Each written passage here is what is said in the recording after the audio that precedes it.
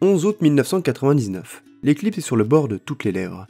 Entre reportage à la télé et achat de lunettes solaires, je passais mes vacances dans la Creuse, terre du fameux fondu creusois. Bref, on était en face d'un champ de vaches et un soir d'été, Fort Boyard passait à la télé. Les orages durant la nuit étaient particulièrement virulents.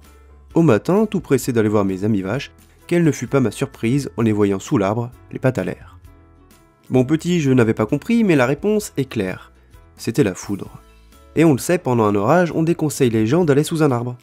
Mais pourquoi c'est le cas et qu'est-il arrivé à ces pauvres ruminants? En avez-vous une idée? Non? Alors bienvenue dans la minute scientifique consacrée à l'effet de pointe et au paratonnerre. De tout temps, les éclairs et orages ont toujours fasciné l'homme. De Zeus à Thor, leurs personnifications sont aujourd'hui désuètes, tant l'on arrive à expliquer leurs origines, et tant il semble qu'on les maîtrise jusqu'à choisir leur point d'impact. Cette relative maîtrise cache un risque qui demeure toujours présent. Mais c'est quoi un éclair? Pour faire simple, c'est comme une châtaigne mais à une plus grande échelle. Vous savez quand l'hiver, avec les pulls en laine, on veut faire la bise à quelqu'un et paf! Il y a comme de l'électricité dans l'air.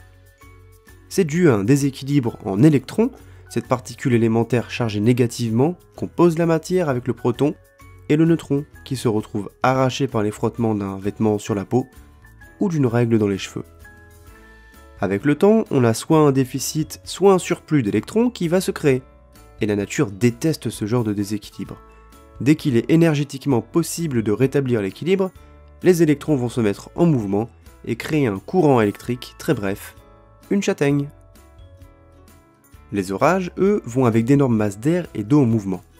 Ce mouvement va créer des chocs entre gouttes, va de même arracher les électrons et faire un stock énorme d'électrons en bas du nuage et un déficit en haut. Le sol, lui, est plutôt en déficit par rapport au bas du nuage. De temps en temps, rééquilibrage va se faire sous la forme d'un éclair, soit entre le bas du nuage et le sol, soit entre le bas et le haut du nuage. Avant son apparition, il se passe plein de choses invisibles à l'œil nu. En effet, quand on observe un éclair, on ne voit pas qu'une seule ligne, mais une multitude de chemins dont un seul relie ciel et terre. Le phénomène précurseur à l'éclair est similaire à lorsqu'on essaie de faire passer un courant dans un bout de bois.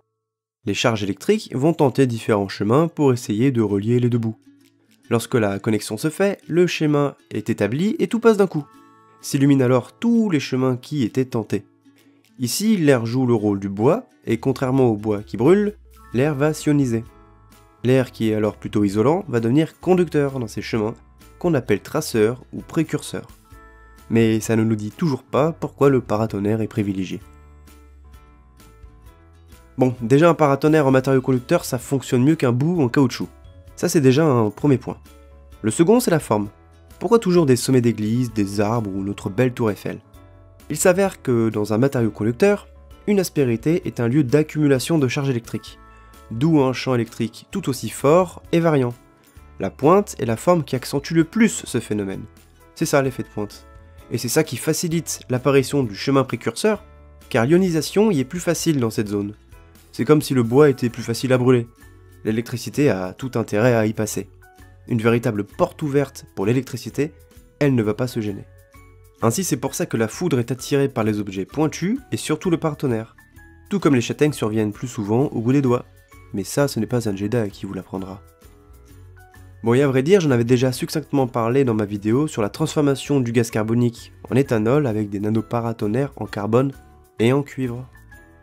Une fois l'éclair passé, tous ces électrons vont chercher à se répartir dans le sol et passer par ce qu'ils trouvent sur leur chemin. Cela crée un champ de potentiel, et lorsque nous avons deux pieds à terre, chacun se trouve un potentiel différent. On devient alors une simple résistance, et une loi d'Ohm peut nous permettre d'estimer le courant électrique qui va passer par notre corps. Évidemment, plus les jambes sont écartées et plus la différence de potentiel sera grande. Tout comme le courant électrique. C'est pour ça qu'il est conseillé de rester accroupi, les pieds joints, afin d'éviter d'un côté l'effet de pointe, et de l'autre réduire les effets d'un impact proche.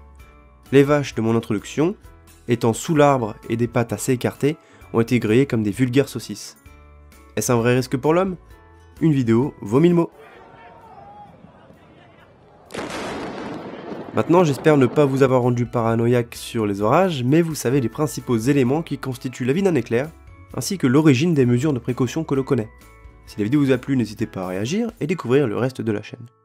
prochaine fois, nous découvrirons une passoire un peu spéciale qui fonctionne à l'inverse des classiques. Restez curieux!